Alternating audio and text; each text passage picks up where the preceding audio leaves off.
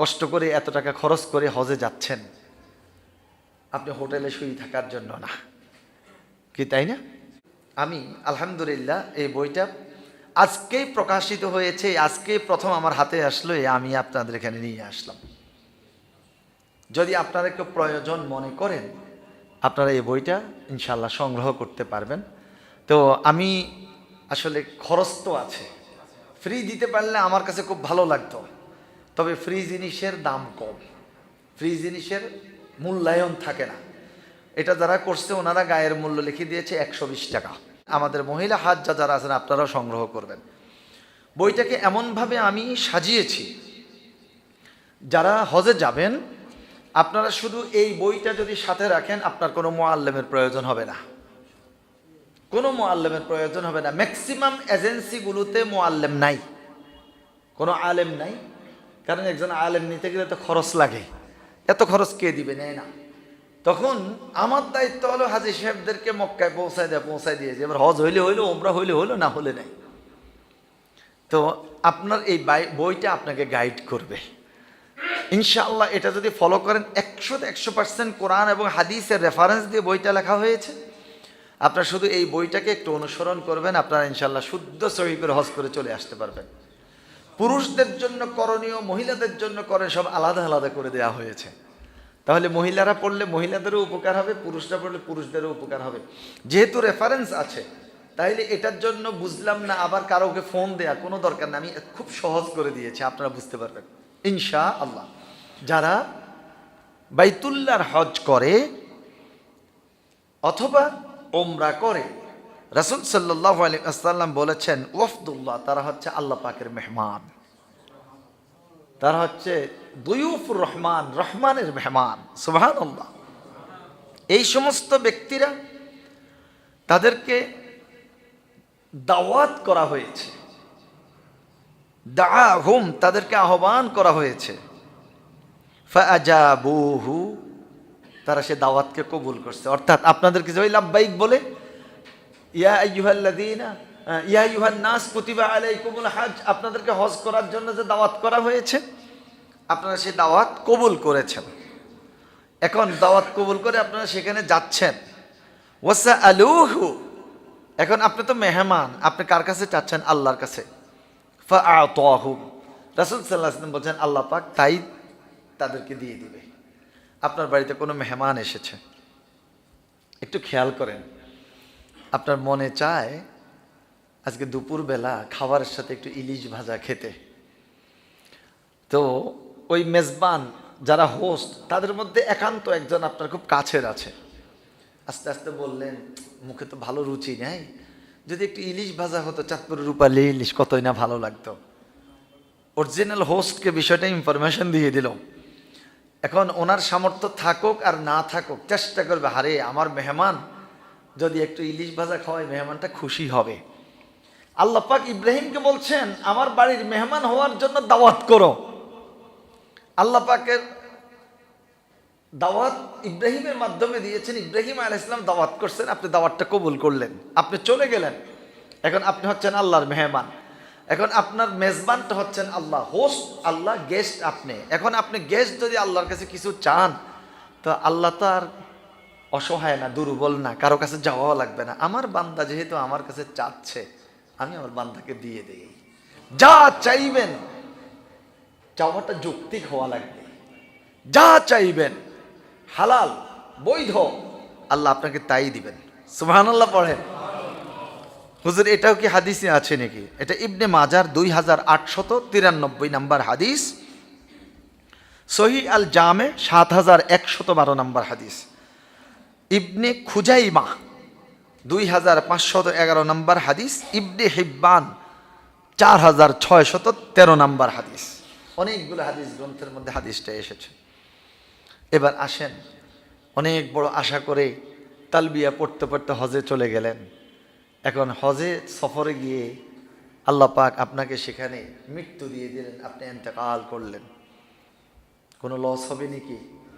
সেখানে গিয়ে যদি কেউ ইন্তেকাল করেন, রাসূল করিম সাল্লাল্লাহু আলাইহি ওয়াসাল্লাম ইরশাদ করেন মান খরাজা হাজ্জান, যে ব্যক্তি হজ করার জন্য বের হলো, ফামাতা, এই অবস্থায় সেই ব্যক্তি মৃত্যুবরণ করল। কুতিবা লাহু আজরুল হজ ইলা ইয়াউমিল কিয়ামা, কিয়ামত পর্যন্ত প্রত্যেক বছর তার আমল নামায় একটা কবুল হজের সওয়াব লেখা হতেই থাকবে।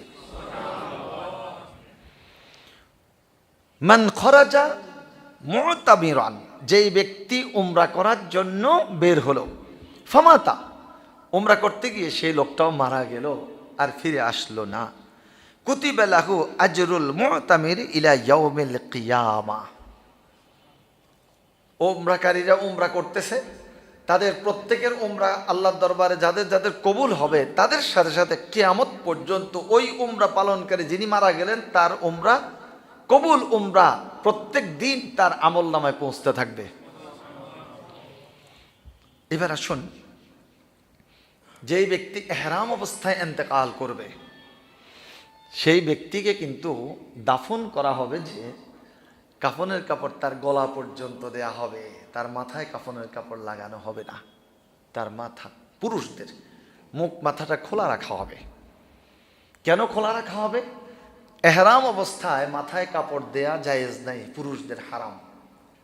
যেহেতু উনি ইহরাম অবস্থায় ইন্তেকাল করেছেন, এই জন্য তার কাফনের কাপড়টা তার মুখ ঢাকবে না, মাথা ঢাকবে না, মাথা খোলা থাকবে। ঠিক এই অবস্থায় জানাজা এবং এই অবস্থায় তাকে দাফন করা হবে। যখন হাসরের ময়দানে পৃথিবীর মানুষগুলো সব উঠবে, বলবে নাফসি নাফসি নাফসি নাফসি, ইহরাম অবস্থায় যারা ইন্তেকাল করলো এই সমস্ত ব্যক্তিরা ইহরামের কাপড় পরিধান অবস্থায় উঠবে, উলঙ্গ অবস্থায় উঠবে না। আর তারা সেদিন নাফসি নাফসি করবে না, তারা বলবে লাব্বাইক আল্লাহুম্মা লাব্বাইক লাব্বাইক লা শারীকা লাক লাব্বাইক ইন্নাল হামদা ওয়ান নি'মাতা লাক ওয়াল মুলক লা শারীকা লাক। সুবহানাল্লাহ পড়ি আমরা। সম্মানিত মুসল্লিবৃন্দ, আল্লাহ সকলকে কবুল করুন, আল্লাহুম্মা আমিন। আমরা যখন হজে যাব, আমরা মক্কা শরীফে থাকব, আমরা 5 ওয়াক্ত সালাত কাবা শরীফের জামাতে আমরা অংশগ্রহণ করব ইনশাআল্লাহ। একটা মাসালা আমি সাথে সাথে আপনাদেরকে বলে দিচ্ছি। হাজী সাহেবদের ভিড় কমানোর জন্য যারা এই 2-4 বছরে গিয়েছেন, আপনি তো দেখে আসছেন যে নামাজের প্রায় আধা ঘন্টা আগে চারিদিকে ব্যারিকেড দিয়ে দেয়। হাজী সাহেবদেরকে আর ভিতরে যেতে দেয় না, কারণ সেখানে মানুষের ঢল, প্রচণ্ড ভিড়। তখন এক্সটেনশনে পাঠিয়ে দেয়। এরপরে রাস্তায় মাইক দিয়ে রাখে। এরপর বিভিন্ন জায়গাতে টেন্ট, তাঁবু করে রেখেছে। যদি আপনি কাবার এরিয়াতে যেতে না পারেন, হারাম শরীফে যেতে না পারেন, ব্লকে পড়ে যান, তাহলে আপনি যেখানেই দাঁড়াবেন দেখবেন যে আপনার সাথে সাথে আরো কয়েকজন, তাও 1 জন 2 জন, হাজার হাজার দাঁড়িয়ে গেছে। আফসোসের কোনো প্রয়োজন নেই। কাবা শরীফের ইমামের পিছনে আপনি সালাত আদায় করছেন, আপনি পুরো 1 লক্ষ সওয়াব পেয়ে যাচ্ছেন, সওয়াবে কোনো কমতি হবে না। তবে খেয়াল রাখবেন, কষ্ট করে এত টাকা খরচ করে হজে যাচ্ছেন, আপনি হোটেলে শুয়ে থাকার জন্য না, কি তাই না? সকাল 10টার মধ্যে আপনি প্রিপারেশন নিয়ে নেন, 11টায় আপনি আপনার হোটেল থেকে রওনা দেন। যেই পাশেই আপনি থাকেন, 11টায় রওনা দিলে আপনি মূল হারাম শরীফে যেতে পারবেন, তখন ব্লক থাকে না, খোলা থাকে। এরপর অন্যান্য ওয়াক্তের নামাজে আপনি এইভাবে এগিয়ে যান। আর সলাতুল আসরের পরে তো আর আপনার দুপুরের লাঞ্চ নেই, লাঞ্চ তো আপনি জোহরের পর করে নিলেন। আসরের নামাজের জন্য এমনভাবে প্রিপারেশন নিয়ে যাবেন, আপনি হারাম শরীফের দোতলায় চলে যাবেন, সেখানে গিয়ে বসে থাকবেন, কোরআন তেলাওয়াত করবেন, তাসবিহ করবেন, প্রয়োজনে একটা পিলের সাথে হেলান দিয়ে আপনি একটু ঘুমান। আবার যখন নামাজের সময় হবে, সেখানে তো আজানের পরপর জামাত, আপনার তো খেয়াল থাকবে কখন অজু যদি নষ্ট হয়ে যায়, আপনি বের হয়ে নিচে চলে আসেন, অজু করে আবার চলে যান। হারাম শরীফের ভিতরে আপনি এরিয়ার ভিতরে থাকেন, তাহলে আপনি ঢুকতে পারবেন। যদি আপনি এরিয়ার বাহিরে চলে আসেন, যেখানে ব্লকের বাহিরে আসলে আর ঢুকতে পারবেন না। যদি আপনি সলাতুল আসর পড়ে আর না আসেন, সেখানে অবস্থান করেন, আপনি নফল তওয়াফ করেন। আপনার এহরাম খোলার পরে তো আর আপনাকে মাতাফে নামতে দিবে না, তখন আপনি দোতলা দিয়ে তওয়াফ করেন, সোয়া 1 ঘন্টা লাগবে। ধীরে সুস্থে আপনি তওয়াফ করতে থাকেন।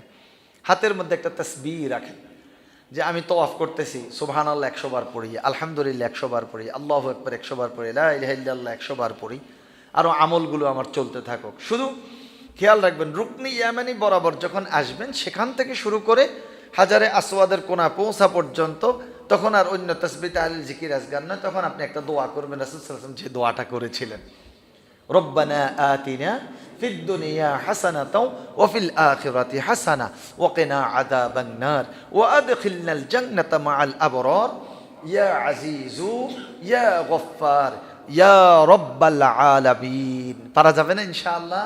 আমরা নামাজ পড়বো বাহিরে না কাবায়? যদি কোনো কারণে হারাম শরীফ আমরা ঢুকতে না পারি, তাহলে চতুর্দিকে মাইক দেওয়া আছে, দেখবেন যে মুসল্লিরা দাঁড়িয়ে আছে, হাজার হাজার মুসল্লি দাঁড়িয়ে যাবেন, কোনো আফসোস নেই, আপনার নামাজ পরিপূর্ণরূপে 100তে 100% হয়ে যাবে ইনশাআল্লাহ। আচ্ছা আসুন, কাবা শরীফে যদি আপনি নামাজ পড়েন আপনার বেনিফিট কি, লাভ কি? মুসনাদে আহমদের 16,117 নম্বর হাদিস, ইবনে হিব্বান 1620 নম্বর হাদিস, বাইহাকি 10,577 নম্বর হাদিস। রাসূল করিম সাল্লাল্লাহু আলাইহি ওয়াসাল্লাম বলেছেন, সলাতুন ফি মসজিদি হাযা খায়রুন মিন আলফি সলাতিন ফি মা সিওয়াহু ইল্লাল মাসজিদুল হারাম ওয়া সলাতুন ফিল মাসজিদিল হারামি আফদালু মিন সলাতিন ফি মসজিদি হাযা বিমিয়াতি সলাত। আপনি যদি মসজিদে নববীতে সলাত আদায় করেন 50,000, কেউ বলেন ওইটার আসলে তেমন একটা রেফারেন্স নাই। মসজিদে নববীতে আপনি সলাত আদায় করলে 1000, আর কাবা শরীফে আপনি সলাত আদায় করলে 1 লক্ষ। সুবহানাল্লাহ, এক ওয়াক্তের বিনিময়ে আপনি 1 লক্ষ ওয়াক্ত সলাত আদায়ের সওয়াব পাচ্ছেন। এখন 1 লক্ষ ওয়াক্ত সলাত আদায় করতে একজন মানুষের কত বছর হায়াত লাগবে? আল্লাহু আকবার। 1 লক্ষ ওয়াক্ত সলাত আদায় করতে একজন মানুষের হায়াত লাগবে 50 বছর 6 মাস 20 দিন। তাও এটা একটানা 50 বছর 6 মাস 20 দিন। আপনি 1 ওয়াক্ত সলাতের বিনিময়ে সেখানে পেয়ে যাচ্ছেন 1 লক্ষ ওয়াক্ত সলাতের সওয়াব। সুবহানাল্লাহ। এবার আসেন, 5 ওয়াক্ত সলাত যদি আপনি আদায় করেন তাহলে আপনি সওয়াব পাচ্ছেন 5 লক্ষ ওয়াক্ত। তাহলে 5 লক্ষ ওয়াক্ত যদি আপনি পড়েন, তাহলে আপনি এই 5 লক্ষ ওয়াক্ত পড়ার জন্য আপনার হায়াত লাগবে 270 বছর 9 মাস 10 দিন। 270 বছর, এত হায়াত কি কেউ পাবে? সম্ভাবনা নাই। এটা হলো একদিন। যারা আমরা একসাথে যাচ্ছি, আমরা ইনশাআল্লাহ মক্কা শরীফে প্রায় 25 দিনের মতো থাকা হবে, হজের 5 দিন ছাড়া। ওই 25 দিন যদি আমরা একটানা কাবা শরীফে নামাজ পড়তে পারি, আল্লাহু আকবার, কি পরিমাণ সওয়াব আপনারা লাভ করবেন এটি হিসাব করে কুল করা যাবে না। আল্লাহ তুমি তৌফিক দান করো, জামাতের সাথে ওয়াক্ত মতো কাবা শরীফে আমাদেরকে আবেগ নিয়ে 5 ওয়াক্ত সালাত নিয়মিত আদায়ের তৌফিক দান করো। আমরা সবাই পড়ি আমিন। হজ ফরজ হয়ে গেল কিন্তু হজ করল না, তার ব্যাপারে রাসূল সাল্লাল্লাহু আলাইহি ওয়াসাল্লাম ধমক মেরেছেন। সেই ধমকটা কি? রাসূল সাল্লাল্লাহু আলাইহি ওয়াসাল্লাম বলেছেন, সেই ব্যক্তি আইয়ামুতা ইহুদিয়ান আও নাসরানিয়ান, হজ ফরজ হয়েছে, সামর্থ্য আছে, কিন্তু হজ করলো না, মরে গেল, তার মৃত্যুটা ইহুদি হয়ে হোক নাসারা হয়ে হোক, এই ব্যাপারে রাসূল সাল্লাল্লাহু আলাইহি ওয়াসাল্লামের কোনো ভাবনা নেই। যা হোক, আপনারা উদ্যোগ গ্রহণ করেছেন, আল্লাহ কবুল করুন, আল্লাহুম্মা আমিন। আমাদের হজ্জে তামাত্তু হয়। হজ 3 প্রকার: হজ্জে কেরান, হজ্জে তামাত্তু, হজ্জে ইফরাদ। হজ্জে কেরানটা একটা কঠিন হজ। আপনি যদি বাংলাদেশ থেকে হজ্জে কেরান নিয়ত করে যান, যতদিন হজ না হবে ততদিন পর্যন্ত আপনাকে এক এহরামে থাকতে হবে। অনেক কঠিন, অনেক কষ্ট। এর মধ্যে যদি আপনার এহরাম অবস্থায় নিষিদ্ধ কোনো কার্যক্রম ঘটে যায়, একবার ঘটবে 1টা দম, 2বার ঘটবে 2টা দম, 3বার ঘটবে 3টা দম, মানে দম কি আবার একটা উট অথবা একটা গরু, যদি ওইগুলো না দেন তাহলে মিনিমাম আপনাকে একটা ছাগল, দুম্বা, ভেড়া যেটাই হোক একটা দিতে হবে, 720 রিয়াল। জরিমানা দেওয়ার দরকার নাই। রাসূল সাল্লাল্লাহু আলাইহি ওয়াসাল্লাম সাহাবায়ে কেরামকে নিয়ে হজ করার জন্য আল মদিনাতুল মুনাওয়ারা থেকে মক্কাতুল মুকাররমা রওনা দিয়ে চলে গেলেন। রাসূল সাল্লাল্লাহু আলাইহি ওয়াসাল্লাম বললেন, আসো প্রথমে আমরা উমরা করি, তবে যাদের সাথে কোরবানির পশু আছে তোমরা উমরাটা করে হালাল হইও না, তোমরা হজ্জে কেরানের নিয়ত করো। আর যাদের সাথে কোরবানির পশু নেই তোমরা হালাল হয়ে যাও আর তোমরা করো হজ্জে তামাত্তু। তাহলে এই হাদিস দিয়ে প্রমাণিত, কেউ হজ্জে কেরান যদি করতে চায় তাহলে তার সাথে কোরবানির পশু নিয়ে যেতে হবে, কোরবানির পশু তার সাথে থাকতে হবে। এখন আপনি তো কোরবানির পশু নিতে পারছেন না, কোরবানির মাঠেও তো আপনার যাওয়ার সুযোগ হবে না। অতএব আমার মনে হয় সবচেয়ে উত্তম হজ্জে তামাত্তুয়ের নিয়ত করাটাই। যেহেতু রাসূল সাল্লাল্লাহু আলাইহি ওয়াসাল্লাম বলছেন, যার সাথে কোরবানির পশু নেই তোমরা হজ্জে তামাত্তুয়ের নিয়ত করো। তামাত্তু শব্দের অর্থ হচ্ছে উপকার গ্রহণ করা, উপকৃত হওয়া। তো আমরা তো হজ্জে তামাত্তু করে থাকি, আমি হজ্জে তামাত্তুয়ের নিয়মটাই বলছি। আমরা প্রথম গিয়ে একটা উমরা করব, এটা হবে আমাদের হজের উমরা। যদি কেউ প্রথমে বাংলাদেশ থেকে মক্কায় যান, এরপরে মক্কাতুল মুকাররমা থেকে হজের আগে মদিনায় চলে যান, তাহলে প্রথম উমরাটা আপনি হজের উমরা হিসেবে করেন না। আমার পরামর্শ থাকবে আপনি নফল একটা উমরার নিয়ত করে চলে যান, একটা নফল উমরা করেন। এরপর আপনি যখন পবিত্র মক্কাতুল মুকাররমা থেকে মদিনা জিয়ারায় চলে গেলেন, আপনি কিন্তু মিকাত অতিক্রম করে ফেললেন। মদিনা থেকে হজ করার জন্য যখন আবার মক্কার উদ্দেশ্যে রওনা হবেন, তখন আপনি হজ্জে তামাত্তুয়ের উমরার নিয়তটা করেন। এরপর গিয়ে সেখানে হজ্জে তামাত্তুয়ের উমরা কমপ্লিট করে হালাল হয়ে যান। আপনার হাতে 2 দিন বা 3 দিন সময় থাকবে, এরপর আপনি আবার হজের এহরামটা বাঁধবেন। ব্যাস, আপনার জন্য সহজ হয়ে গেল। এবার আসুন আমরা যে উমরার নিয়ত করব, উমরা পালন করব, সেই উমরাটা কিভাবে পালন করব। 1 নাম্বার, আসুন, উমরার ফরজ হচ্ছে 2টি, উমরার ওয়াজিব হলো 2টি। আমরা মুখস্থ করে ফেলব, যারা যারা শুনছেন আপনারা মুখস্থ করে ফেলবেন। তারপরে এগুলো আবার ইউটিউবে চলে যাবে, পেজে চলে যাবে। মনে রাখতে না পারলে আপনারা ইউটিউব, আপনারা কিউএস টিউন কোরআন সুন্নাহ টিউন এই নামে ইউটিউব সার্চ দিলে সেখানে আপনার আলোচনাগুলো পেয়ে যাবেন। এরপর আমাদের হাসনাইনের যে কি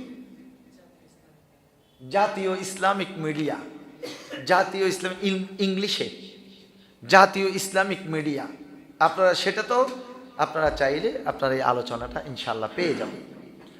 তাহলে আজকে ট্রেনিং শেষ হয়ে গেলে, মানে আজকের আলোচনা চলে গেলে এটা হারিয়ে যাবে না, এটা অনলাইনে থেকে যাবে ইনশাআল্লাহ।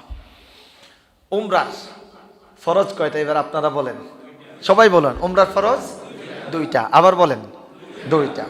উমরার ওয়াজিব 2টা। উমরার ফরজ 1 নাম্বার এহরাম বাঁধা, 1 নাম্বার। 2য় নাম্বার তওয়াফ করা, বাইতুল্লাহ তওয়াফ করা। বলেন, 1 নাম্বার এহরাম বাঁধা, 2য় নাম্বার তওয়াফ করা। উমরার ওয়াজিব হলো 2টা। 1 নাম্বার সাফা এবং মারওয়া সাই করা।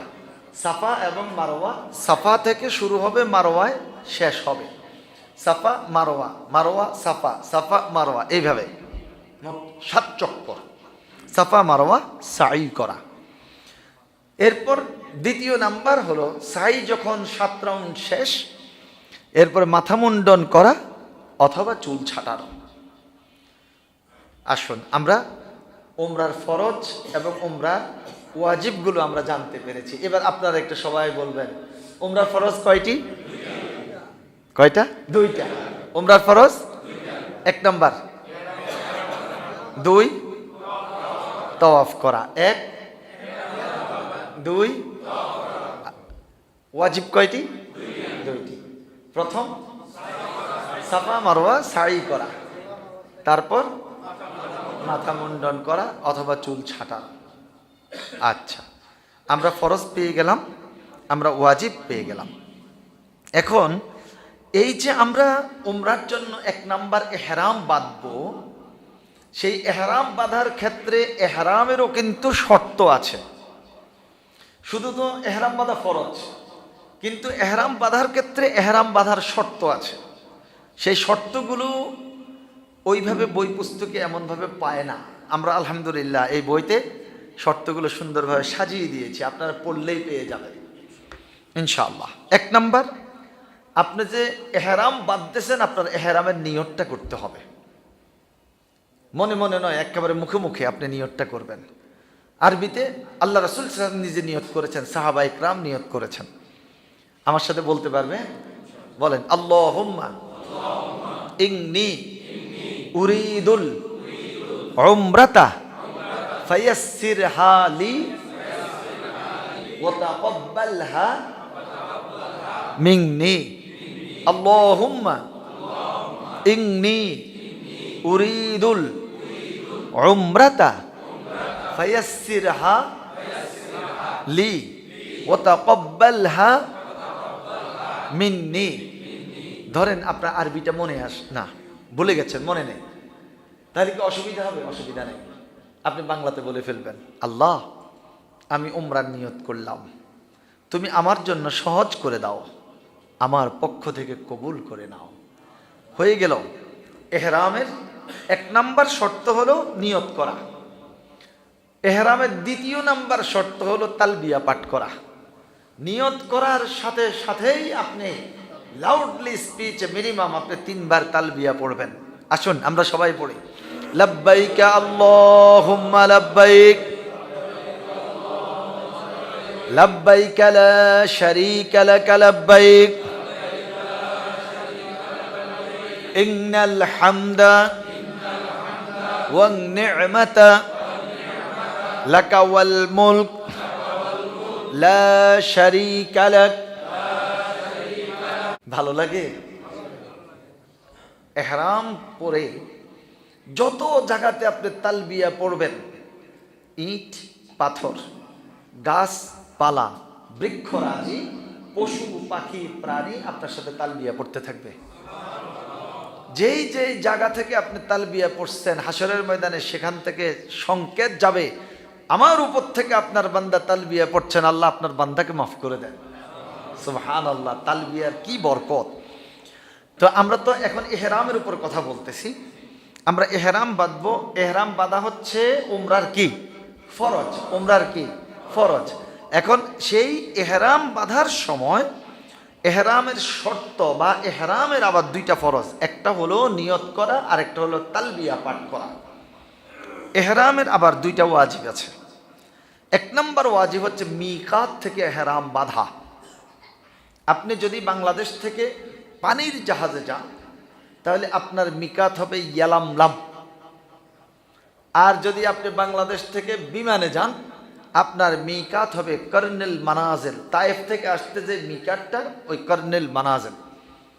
আমাদের দেশ থেকে বিমানটা তায়েফের উপর দিয়ে উড়ে এসে মক্কার উপর দিয়ে উড়ে গিয়ে এরপরে জেদ্দার ওইখানে গিয়ে লোহিত সাগরের উপর দিয়ে ঘুরে এসে জিদ্দা এয়ারপোর্টে নামবে। বুঝতে পেরেছেন? তো মিকাত থেকে এহরাম বাঁধা। এখন আমরা যে পরামর্শটা দেব, যদি আপনি বাংলাদেশ থেকে প্রথম ডাইরেক্ট মক্কায় যান তাহলে আমার পরামর্শ থাকবে আপনারা এয়ারপোর্টে এহরামটা বেঁধে ফেলবেন। বিমান 600 কিলোমিটার স্পিডে উঠতে থাকে, ঘোষণা দেবে বিমানের ক্রু কিছুক্ষণের মধ্যে আমরা মিকাত অতিক্রম করব, অতএব আপনি এহরাম বাঁধেন। আপনার ধরেন এহরামের কাপড় পরা হয়নি, এহরামের কাপড়টা আপনি এখন পরবেন, এরপর 2 রাকাত এহরামের নামাজ পড়বেন। বিমানে তো আপনি মনোযোগ দিয়ে 2 রাকাত নামাজও পড়তে পারবেন না। এখন এহরামের প্রস্তুতি আপনি নিচ্ছেন, এর মধ্যে মিকাত অতিক্রম হয়ে গেছে, আপনি টেরও পেলেন না, আপনার কিন্তু ওয়াজিব তরক হয়ে গেল, আপনার উপর দম ওয়াজিব হয়ে যাবে। অতএব বিমানে এহরাম বাঁধার দরকার নাই। বাংলাদেশে আমরা তো প্রথম এখন সিস্টেম হলো আগে হজ ক্যাম্পে যেতে হবে। হজ ক্যাম্পে আপনার ইমিগ্রেশন হয়ে যাবে, আপনার মালপত্র লাগেজটাকে সব হজ ক্যাম্পে বুঝে নেবে, এরপরে এয়ারলাইন্সের গাড়িতে করে আপনাকে এয়ারপোর্টে নিয়ে যাবে, টার্মিনালে। টার্মিনালে যখন আপনি পৌঁছবেন, ইমিগ্রেশনের সেখানে নেই, আপনাকে নিয়ে যাবে টার্মিনালে। আপনি টার্মিনালে গিয়ে দোতলায় চলে যাবেন। সেখানে সুন্দর অজুর ব্যবস্থা, ইস্তেঞ্জার ব্যবস্থা আছে, নামাজের জন্য মহিলাদের আলাদা ব্যবস্থা, পুরুষদের আলাদা ব্যবস্থা। সেখানে গিয়ে অজু ইস্তেঞ্জা করেন, আপনি একটু অপেক্ষায় থাকেন। আপনার সৌদি ইমিগ্রেশনটা বাংলাদেশ এয়ারপোর্টে হবে। সেই ইমিগ্রেশনে ডাক দেওয়ার আধা ঘন্টা আগে আপনি অজু ইস্তেঞ্জা সুন্দরভাবে সেরে এহরামের কাপড়টা পরিধান করেন। পরিধান করে এবার আপনি এহরামের নিয়তটা এখানেই করে নেবেন। কিভাবে এহরামের নিয়ত করতে হবে আমি পরবর্তীতে আপনাদেরকে বলছি।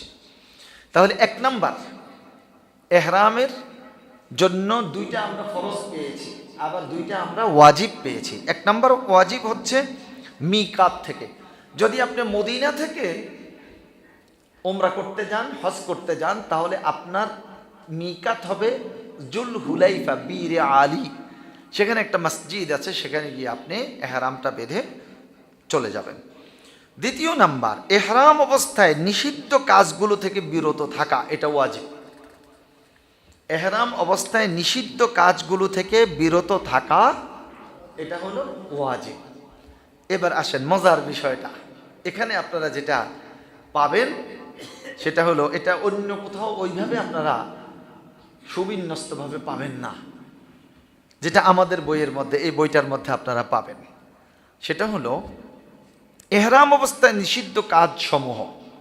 হজ ও উমরার এহরামের ফলে যেই সব বৈধ কাজ নিষিদ্ধ হয়ে যায়, বৈধ কাজ, কিন্তু তখন এটা আপনার জন্য হারাম, আপনার জন্য নিষিদ্ধ। এই কাজগুলো ইসলামী শরীয়ত 3টা ভাগে বিভক্ত করেছে। 1 নাম্বার, পুরুষ মহিলা উভয়ের জন্য। 2 নাম্বার, শুধু কেবলমাত্র পুরুষের জন্য। 3 নাম্বার, কেবলমাত্র মহিলাদের জন্য। এই 3টা ভাগে আমরা উল্লেখ করেছি। আজকে কি আমরা ওইগুলো বলবো না কালকের জন্য রেখে দেব?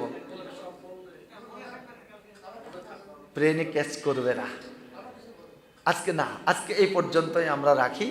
আলহামদুলিল্লাহ আমাদের ক্লাস 45 মিনিট ওভার হয়ে গেছে। একজন স্টুডেন্ট, মেডিকেল সায়েন্স বলে একজন স্টুডেন্টের মনোযোগ থাকে মাত্র 45 মিনিট। আমরা তো 6 দিন ক্লাস করব, আপনারা আসবেন তো ইনশাআল্লাহ? আপনাদের জানা মতো আরো কোনো হাজি সাহেবেরা যদি থাকে একটু ফোন করে বলে দিয়েন।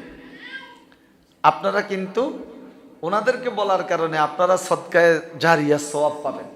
ওনারা শুদ্ধ সহিভাবে হজ করবে, আপনার দাওয়াতে আসার কারণে ওনারা যা সওয়াব পাবে আপনি তা পাবেন। আমি এবার লিফলেট ব্যানার প্রচারণা আমি ওইভাবে চালাই নেই, আমি খুব ব্যস্ত। তো যাই হোক আলহামদুলিল্লাহ, তারপর আপনারা অনেকে চলে আসছেন, আল্লাহ সকলের আগমনকে কবুল করুন। আজকে প্রথম দিন শেষ হলো, আমরা প্রতিদিন ইনশাআল্লাহ এখানে এসে সলাতুল ইশা আদায় করব এবং হজ প্রশিক্ষণ আমরা গ্রহণ করব। হাতে কলমে আপনারা শিক্ষা পাবেন ইনশাআল্লাহ। তাহলে আমরা আগামী পর্বে, আগামীকালকে পুরুষদের জন্য নিষিদ্ধ কি, মহিলাদের জন্য নিষিদ্ধ কি, নারী পুরুষ উভয়ের জন্য নিষিদ্ধ কি, আমরা সেখান থেকে আলোচনা স্টার্ট করব ইনশাআল্লাহ। আল্লাহ সকলকে হজ্জে মাবরুর নসিব করুন। আমরা সবাই পড়ি আমিন। আমি একটা দোয়া পড়ব, আপনারা সবাই আমিন আমিন বলবেন, কেমন? আল্লাহুম্মা জাআলহু হজ্জাম মাবরুরা ওয়া সা'য়াম মাশকুরা ওয়া জিয়ারাতাম মাকবুলা ওয়া যাম্মান মাগফুরা। আল্লাহুম্মা আমিন। আল্লাহ কবুল করো। আসুন, হজের সবচেয়ে বড় নিদর্শন যেটা, হজের যেটা স্লোগান, এটা আমরা 3টা বার একটু প্র্যাকটিস করে নেই। সবাই আমরা জোরে জোরে, নারীরা আস্তে আস্তে, পুরুষেরা জোরে জোরে। লাব্বাইক আল্লাহুম্মা লাব্বাইক লাব্বাইক লা শারীকা লাক লাব্বাইক ইন্নাল হামদা ওয়ান নি'মাতা লাকা ওয়াল মুলক লা শারীকা লাক لبيك اللهم لبيك لبيك لا شريك لك لبيك إن الحمد والنعمة لك والملك لا شريك لك لبيك اللهم لبيك لبيك لا شريك لك لبيك إن الحمد والنعمة لك والملك لا شريك لك যেহেতু আমি মুআল্লিম অর্থ শিক্ষক, আপনারা এতক্ষণ পর্যন্ত আমার ক্লাসে বসছেন, আপনারা ছাত্র, আপনারা অনেক দিক থেকে আমার চেয়ে জ্ঞানী, কিন্তু আজকের জন্য আপনারা আমার ছাত্র। এখন যদি আমি এমনি উঠে চলে যাই তাহলে তো হবে না। 5টা মিনিট একটু আপনাদের কাছ থেকে পড়া নেব। ভয় পাচ্ছেন? আচ্ছা, প্রথমত আপনাদের কাছ থেকে জানবো হজের ফরজ কয়টি? আমরা হজের ফরজে আজকে যাই নাই। উমরার ফরজ কয়টি? উমরার ফরজ 2টি, উমরার ওয়াজিব 2টি। উমরার ফরজ 2টি, কি কি? এক, মাশাআল্লাহ। উমরার ওয়াজিব 2টি, মাশাআল্লাহ। এই তো আপনাদের মুখস্থ হয়ে গেছে। এবার আসুন, আমরা তো এহরাম বাঁধা, বাইতুল্লাহ তাওয়াফ করা, এহরাম বাঁধার উপর আমরা আজকে আবার জানতে পারলাম এহরামের আবার 2টা শর্ত বা 2টা ফরজ আছে, আর এহরামের আবার 2টা ওয়াজিবও আছে। সেই এহরামের 2টা ফরজ কি কি? তালবিয়া পাঠ করা, মাশাআল্লাহ। 1 নাম্বার নিয়ত করা, বলেন 1 নাম্বার। 2য় নাম্বার তালবিয়া পাঠ করা, মাশাআল্লাহ। এই না, গোল্ডেন এ প্লাস সবাই পেয়ে গেছেন, বুড়া কালেও গোল্ডেন এ প্লাস পাচ্ছেন, আলহামদুলিল্লাহ। ওয়াজিব হলো কয়টা? 2টা। তাহলে ওয়াজিব প্রথমটা কি হবে? মিকাত থেকে ইহরাম বাঁধা, বলেন 1 নাম্বার। 2য় নাম্বার নিষিদ্ধ কার্যক্রম থেকে ইহরাম অবস্থায় বিরত থাকা, নিষিদ্ধ কার্যক্রম থেকে ইহরাম অবস্থায় বিরত থাকা। বাস, আলহামদুলিল্লাহ। আল্লাহ সকলকে কবুল করুন, আল্লাহুম্মা আমিন। মা'আস সালাম, আসসালামু আলাইকুম ওয়া রাহমাতুল্লাহি ওয়া বারাকাতুহু। আল্লাহ হাফেজ।